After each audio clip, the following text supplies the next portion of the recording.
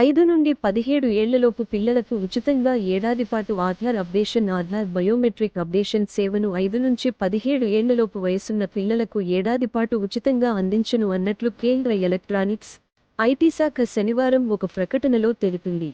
ప్రస్తుత నిబంధనల ప్రకారం 5 ఏళ్లలోపు పిల్లలు ఫోటోగ్రాఫ్, పేరు, పుట్టిన తేదీ, లింగం, చిరునామా, జనన ధృవీకరణ పత్రాలు ఇచ్చి ఆధార్లో పేరు నమోదు చేసుకోవచ్చు. 5 ఏళ్ల వయసులో బయోమెట్రిక్స్ సరిగా ఏర్పడి ఉండవన్న కారణంతో వేలిముద్రలు, కనుపాపల గుర్తులు తీసుకోరు. పిల్లలు 5 ఏళ్లు నిండిన తర్వాత ఒకసారి, 15 ఇలాంటి ఏళ్లకు చేరుకున్న తర్వాత మరోసారి తప్పనిసరిగా బయోమెట్రిక్స్ అప్డేట్ చేయాల్సి ఉంటుంది.